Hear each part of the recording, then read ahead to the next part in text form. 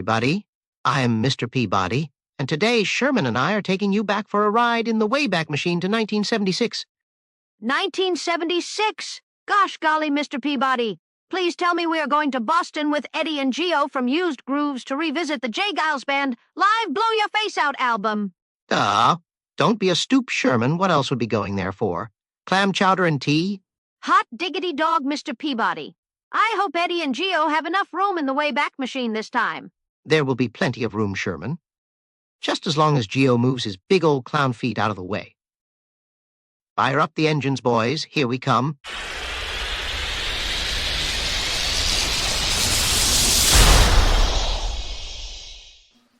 Hey, welcome back to Used Grooves Podcast. I'm your ghost host with the most, Eddie Ravenscar, along with the SPFU Geo Star. Geo, what's going on tonight? Just grinding away, living life, and listening to tunes. Dug deep into the album collection again this week. Right? Yes, we did. Hold on once. There we go. There I am. I tell you, doing this podcast as many times as I've done them, it never fails. There's always a glitch in one or something that goes on when we're doing one. So, where are you at tonight, Gio? I know you travel around a lot, working for the fabulous hotel, but where are you at tonight? This week I am home under a rock in the deep desert southwest outside of Phoenix. PU. What's the temperature? Hold on a second. Let me tell you. If I can find it. I did 16,000 steps today. Where's temperature? There. No, that's altimeter. I'll find it. Well, how high are you? Bad. It was only like 100 today. So it's not too bad. Well, you can have it because it was only like 62 today for me. So anyway. Yeah, I know. But I know. Yeah. So I want to go ahead. You and I talked about it before we came on the air. So I just want to let everybody know that this is a new podcast between you and I, and we're going to have some growing pains. And we're going to work them out. We've been talking about it, and we've had some feedback, which we absolutely enjoy, whether it's positive or negative, as long as you're not a dick. Your feedback is welcome and appreciated. That a lot of people that are listening to this aren't of the genre or the age group that you and I are in. And let us know if you like it or if you don't like it or if you have an opinion, because we've all got opinions and we would definitely love to have yours. And along those lines, I just want to remind everybody to like, subscribe, follow the links below, leave a comment, let us know what you think. Reach out to us if you have a suggestion or you want to be a guest on the show. Absolutely, would love to have you as the third. And we'll come on here and we'll throw down. We'll even let you pick out the album we're gonna review. Did I just say that out loud? I think I did. I think you did. So with that, I'm already controlling the show here. Gio, do you have anything you want to say? No, I think we should talk about Blow Your Face Out. Blow Your Face Out. What a name for a great album, don't you think? It is. In last week when we did Live and Dangerous, and that was a very good live album. Blow Your Face Out is along the same things. I think, in my opinion, again, someone who saw the Geils band more than three or five times, it actually captures the energy that band had. Peter Wolf. I know. I got to see them once later on, I believe it was their last tour for Freeze Frame. Right. And I was fortunate enough to see them at Blossom Music Center in Cuyahoga Falls, Ohio. Great on venue. That tour. Yeah, it was the second night of I believe a 2 or 3 night run that they had there. And then that was it. Then Seth Justman took over lead vocals, and that wasn't Jay Geils anymore. And It just that was kind of the end of it. But anyway, and you're back to Blow Your Face. Right. So, Blow Your Face Out I was 17 or 18 when it came out, so that tells you I'm freaking old.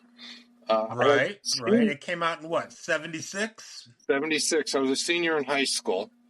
And it was one of those, you can kind of relate to this. You had your friends, everyone had a car. In our day, you had 8-tracks. And everybody's car had a certain 8-track. If you jumped into Coop's car, you were going to hear Emerson, Lake and Palmer. You jumped in my car, it was probably either Todd or Bruce. But some of my friends had Jay Geils.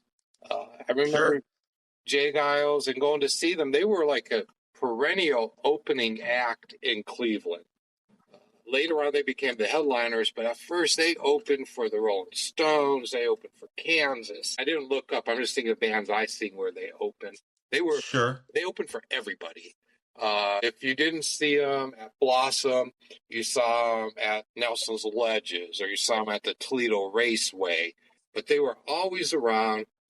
They were always full of energy. They're saying that the album's recorded at Boston Gardens and Detroit Cobo Hall. So once again, we're getting to a point where, like last week, the album's recorded in 2 different areas. The only difference is between last week and this one, I think last week's there was more production on it and it was cleaner, and it goes back to what we talked about. Is it live or is it overdubbed?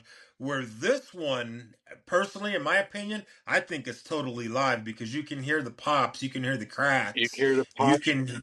You can hear there's, I think it's on Southside Shuffle. If you listen real close, you can hear a little flub up on the keyboards and one of the little backing runs. And it's like, huh. So. Yeah, well, for those that don't know, there's a harmonica and sax player in there named Magic Dick. And he's phenomenal. He's legendary. He's phenomenal. But if you listen to this and you're familiar with their other work, you can actually hear the different keys that he's playing on the harmonica. Right. And a couple of the mistakes and the couple where he took that extra breath. So it's not overdubbed. Right. And it just sounds so fresh. Even, God, it's 50 years old now? 76, 87, whatever. Yeah, but it's still, I listened to it again yesterday and it still held up. And I sat back and I closed my eyes and I just started laughing. Because it's fun music, it's good music, it's all you want from life. I saw this tour, and this Nelson's Ledges, I believe, or might have been Toledo Raceway. One of those two. I don't know if you remember Nelson's Ledges. They used to have the Mosquito Dam Jam there or something like that. And I do not know where that's at. It's down by Akron. It's kind of a hole. But down by the Rubber Bowl? No, like in a quarries almost. So it's like really a weird place, but it sounded good there. They played basically this album, but in a different set list order. Sure. They came out and they didn't start with Southside Shuffle. They came out and basically said, we're going to blow your face out, and just did. And it was Pete Wolf nonstop dancing and jiving and being Pete Wolf. And every now and then John Geils would just, lay off some mean-ass riffs. Great band, underrated band, should be in the Rock and Roll Hall of Fame, personal opinion. Agreed. Absolutely. If not in the Rock and Roll Hall of Fame, at least in the Boston area where they're from, they have their own little music Hall of Fame. They most definitely should be there. Because I think honestly what prevented them from being bigger than where they were right around the same time Aerosmith came out. And both bands were from Boston. And Aerosmith with the Toxic Twins, I think they took more of the attention away from Peter Wolf and Jay Geils. And had they had not been at the same time or from Boston, I think they both would have skyrocketed. I don't disagree, but technically they're both from Boston, but Aerosmith is actually from New Hampshire, just sidebar. Well, I mean, you can sneeze in Boston and go over the top of New I'm Hampshire. sure I have. So- I'm sure I have. Interesting point is Aerosmith was meant to be a rock band. Jay Giles was the Jay Giles blues band until Peter Wolf joined the band. right. You can go on YouTube and you can find a couple cuts of Jay Giles band before Peter Wolf. It's still interesting, but Pete definitely injected some electricity into that band. Absolutely, absolutely. And the one thing about Peter Wolf is his solo albums, they do not give justice to what they did in the Jay Giles band. There's a couple decent songs like Lights Out that were pretty popular in the 80s, but it doesn't hold a candle to what was going on in the Jay Giles band. No, what you were saying was 100% right. The Pete Wolf albums, they're okay, but they didn't have the magic that Jay Giles did. And Yeah, there's no, one or two albums without Pete Wolf and Jay Giles. In fact, well, I there think was one. just one, I Oh, think. is it What? just one? Well, there was one, and then there was the live album with Seth Justman, who is the keyboard player, which is absolutely amazing. Like on songs the older wise, like Teresa, Uh-huh. absolutely beautiful songs, beautiful songs. He's a great keyboard player and a musician, but he's definitely no Peter Wolf. No, there's I will say this, and you've known me, and a lot of people know me a long time. My favorites come and go, or come here, come there. Live act. Prior to this E Street band, Springsteen and E Street, this was my favorite act, and they still are when they're bobbing up and down. Them, E Street, Genesis. Sure, sure. It looks like we're having a connection issue tonight. But that's all right. We'll work through it. And the good thing about Riverside that we're recording on, riverside.fm, is not only does it take both sides and when they're recording and it inputs them so that way even though you may have a spotty type of recording, it will still pick up both sides. So it's kind of cool that like right now I just lost Geo and I'm sure he'll come popping back in. There he is. And like I I'm was back. saying, the good thing about Riverside.fm is it records both sides individually, uploads them to the Riverside server, combines them, and then sends them back. So that way, Okay. if one of us gets dropped, it doesn't matter. It's still going and it's still recording. And I want to sit there and say that we are affiliates and sponsored by Riverside.fm. So there's links down below that will save you some money on that, and will plus it will also give us a little bit of a kickback on there to help grow our show. So support Riverside.fm. It's actually it's very easy to use platform, and I highly do recommend it. And that's my Cool. cheap plug for tonight. Cool. My cheap plug is for a paperback book, which will be coming out hopefully sometime next month. Creepy Coffees. Creepy Coffee Looking forward short to it. stories. Yeah, absolutely. I just finished the last part of it and it's going off to the printer and the publisher actually tomorrow as we speak. So within 14 days I will have the hard copy in my hand and I will be officially a author. I may not be able to spell it, but I will become one. So how cool, isn't that? That's pretty awesome. Sister Patricia's rolling over somewhere. Yeah, that's a story for another time. Yeah. So let's get back to the album. Right. So, what was the cut that grabbed you on the album? Well, without a doubt, and I'm sure anybody who's familiar with Jay Giles, and I hate to say it's one of their most popular, but Must Have Got Lost. It Oh yeah. it's just a great song. That and when Peter Wolf talks about Wooba Gooba with the green teeth and Right. Reputa the Buta and bitch put your hair down. Oh man, it's like the whole thing. There's so many I know. Yeah, I mean, Love-itis just rocks out. The intro to I'm Looking for a Lover is awesome. I probably, thinking back to when I seen them live, the one that really got me live was Truck Driving Man. Truck Driving Man, good song. because it's just so un-Jay Geils. Sure. It's just different. So another good song that I'm looking here and I'm not seeing it on here, but I could have swore it was on there, was Whammer Jammer. Is that not on this? Rammer Jammer is on Full House, I believe. Is it? Okay. Because that's another one that maybe it wasn't released yet or not. I don't know. But Whammer Jammer, that's been brought in a lot of movies from bands that are out, or I'm sorry, actors or stories that are being told out of Boston. I don't know if you remember, but it's one of those things that, well, you weren't really at the parties as much at the house or at the Blue Room, but no, I was still a little bit too young. That was kind of like when the party really got rolling. Someone threw, a harmonica, and I'd do my best to do Whammer Jammer. Right. I do remember some of those on Sundays when I would come over and watch the Browns lose. Right.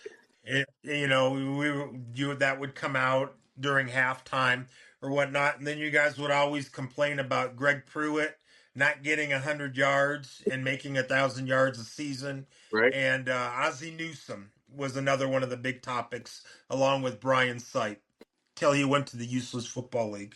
But that's Cleveland, and that's how much has changed? I mean, honestly, since then, not a whole lot. Well, actually, they made playoffs back in those days, and we ain't sniffed those often in the last 20 years. So, I think they came closer to the playoffs when the team wasn't in existence than when the team was 3 happiest years of my life. I didn't root for the NFL at all. I just looked it up, and Whammer Jammer was on Full House. And okay. Yeah, so... Okay. I mean, if I was going to suggest people to buy Jay Geils albums, I don't remember the live album where Pete wasn't there, but I would do the 3 live albums with Pete Wolf on them, which is Blow Your Face Out Live, Full House Live, and Showtime. No, Showtime is Peter Wolf on that one? I thought he was. I thought that was Seth Justman. Seth Justman was on that one. No, because I remember. I do in Centerfold on there, so I was still Pete. Okay, then I stand corrected on that. Then that must have came out right after I seen him then for Freeze Frame, when Freeze Frame came out. And I think they released this album, the live album, just to do contractual agreements so they didn't owe the record company anything. Yeah, because it's not a great album. No. But it's, by no means does it capture their live performance. No, absolutely not. No, out of the 3 of them, it'd probably be the least palatable. Right. And you can argue Full House or Blow Your Face Out. I think this one is just a little better of an album. I don't know. It feels a lot more live. Well, it's double versus single. That's a big part of it. So you get, 14, 15 songs versus 8. Right.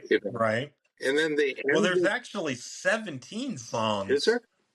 Okay. Yeah. Wow. Yeah, so I'm looking at it right now. 17 songs, and for that time, well, back then too, double albums were starting to come out. We had Kiss Alive, Frampton, right. The original Cheap Trick Live at Budokan was a double album until they cut it and made it into one. So yeah, Emerson Lake and Palmer Live was a triple album. Yeah, I remember that. So, and I think this one, honestly, it doesn't get as much attention as it should, but it definitely holds up to those classic double live and triple live albums. Well, out of the ones we just mentioned, I would put this on top of the heap. This one, what we did last week, and I'll go back to Michael Stanley's live double album, being 3 of my favorite live albums because they all captured what I saw. I totally get it. I still have to go with Live and Dangerous. However, this is also a great album, and I'm so glad we were talking about it last week about what to do this week, and Jay Geils came up because it's been such a long time since I've listened to this album that it just, like I told you, when I put it on, I just sat back and smiled because it just, I know I was real young when it came out, but it doesn't matter. I still remember those times. I still remember watching people drinking too much and falling down, or trying to ride a motorcycle and crashing it, and Or riding in it my just '65 Pontiac. yeah, good times, good stuff. Yeah, no, And it's I had to go up to Flagstaff, as you know, late last week, and I popped it on and listened all the way up and all the way down, which, usually I listen to either one of your podcasts or my podcast so I can make fun of my voice. right. Oh, I make fun of your voice all the Oh, time. I don't blame So you. You let's talk sound about very much like me, so I don't blame you. we do. For anybody who doesn't know and is just tuning in, we both have other podcasts. Geo, you want to go ahead and tell them about yours real quick? Okay, well, along with Used Grooves, I have Transistor Radio with Uncle Geo. That is your self-proclaimed favorite uncle. And it's about a 2-hour podcast. It's a 2-hour radio show on MMZ Radio. When it goes over, it gets cut off on the radio, which is fine. I always play an extra song or two at the end on the podcast. And you help me. You pick out themes. Help me pick out themes sometime. Other listeners help me. Hopefully, people are enjoying it. What's cool about it is it's on Sundays and Tuesdays, and then your podcast usually, if I get my shit together on time, usually comes out Sunday night or Monday afternoon. So if you miss it on MMZ Radio, you can always download it and listen to it at your leisure. Yes, and please subscribe and like and all that good stuff. And tell us about your two other endeavors.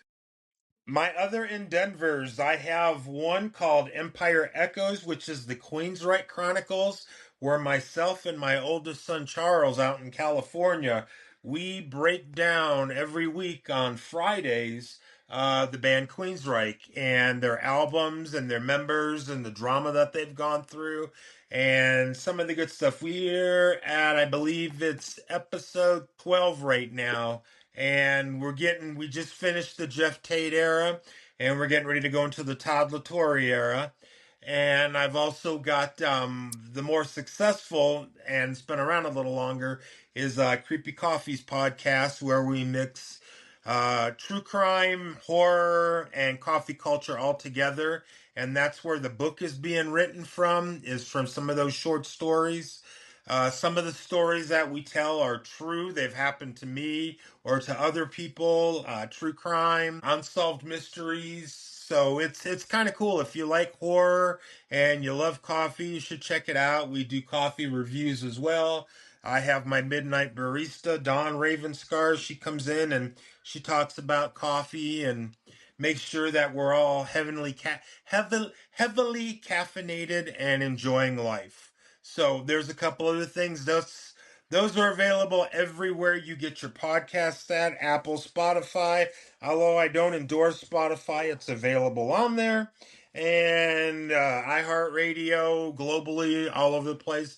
Just like Used Grooves is, it's available everywhere. And Transistor Radio. So check them out. There's a lot of different things to listen to, a lot of different ideas. I'm compiling one website that will have everything on there, where you can just go and filter through and find what you want to listen to and listen to it. But that's something that's in the work and in the process. Okay. So, ta-da! We do. I don't know, Gio, do you have one handy? We've got Used Groove stickers. Well, it doesn't matter if you have it handy or not, because we're not doing video. Right. And I do.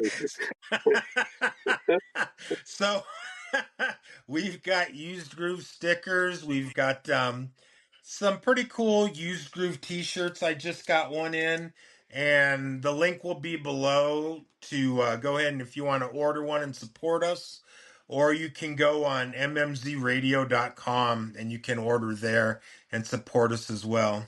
So you can get your merch at any one of those places, and it's coming along pretty good, I think. That's just my opinion, though. But how do we do this album justice? It's such a great album. If you go through the list, it's like shoot your shot. How do you get better than that? Must have got lost. Again, yeah. Love-itis or Truck Driving Man. Again, and then they slowed it down for one whole song. They did Chimes. Right, which is really surprising because that's the first time I've heard that in forever, and I totally forgot about it. I forgot about it until Friday when I was coming back down the hill. Yeah, So, I actually thought my stuff screwed up because I'm listening, I'm rocking out, and I was doing something. I don't remember what it was on the computer, and that song came on, and I'm like, "What the hell is that?" It totally took me for a loop, but it's such a good song. They just blended it very well. right. And then, of course, to end the show with "Give It to Me," you can't Yeah. beat that. Yeah, absolutely. So from start to finish, I think they named it perfectly. Blow your face out because They do. yeah, They do. exactly. And I think for the catalog, I think it's right up there with some of the best of them. With their catalogs of music, it's one of the best. Well, Their I think it's the best because their studio albums were good. I love Nightmares or Monkey Island, but man, they were nowhere near, to me, nowhere near as good as seeing them or listening to them live. I have to say, because I'm a little bit younger, my favorite album has always been Sanctuary. Good album. But yeah, that and then Love Stinks, and then I go backwards in the catalog. But it's still everything that they've put out is just phenomenal and needs to be heard. So listen to it, pick it up, jam on it, enjoy it. Totally agree. So, with that and all the problems that we're having, I think we're just going to call tonight a night. There's also just been released Jay Geils live in Germany, which is a phenomenal album. It was recorded on the Sanctuary tour, which is a couple of years past this one. But you can find that on YouTube, and I'll make sure that I put links to that also below, Cool. as well as some Jay Giles highlights that are off of this album. There'll be links down below too. Right. But I'm going to interject where they recorded. I did not see either of these shows live, but I have been to both venues, and Cobo Arena was like a dive. I'm just saying. yeah, well, it was in Detroit. Not that I'm knocking Detroit, but well, I used to go to Detroit every 3 months with my sister for her eyes. Right. So I kind of grew up going to Detroit every 3 months, and even back then, I I still had to hold somebody's hand because they were afraid I was going to get picked up and ran over. So, but Down or you get lost in a pothole. right, exactly. So yeah, I don't know. We haven't really talked about what we're going to do next week. Do you have an idea of anything? I think it's up to you to make a choice because you did the first week. I just chose this one. So I think you should No, you didn't. I did. Yeah, I picked this one because we were going to do we were going to do not blow your face out, we're but gonna do Full Stage House. Pass. Stage Pass. That's it. Yeah. I don't think I don't think we should do a third live album in a row. Okay. You So want to throw how about if Go ahead. I was going to say, so how about if people go ahead and drop messages and give us their suggestions and we'll see what we can come up with? Doesn't have to be old, doesn't have to be new, doesn't have to be blues or rock. But I think it'd be interesting to see what the listeners want to hear. What are you thinking about, Gio? Two kind of off the wall albums that weren't big hit albums, but for me they were very pivotal albums. One would be School Days by Stanley Clarke. Good album. Because that's a very good album to me. And the other one is Open Fire by Ronnie Montrose, an overlooked six-linger. That is very much overlooked. And so with that, we've lost Gio for the night, it looks like. And thank you everybody for listening and tuning in to Used Grooves. This is our second episode. Please like, subscribe, and leave a comment. Let us know what you think and what you want. And we'll try to do that. It's been a pleasure as always, and I'm sure Gio would say the same thing, but keep the radio on, keep the record spinning, and have yourself a great night. Give it to me!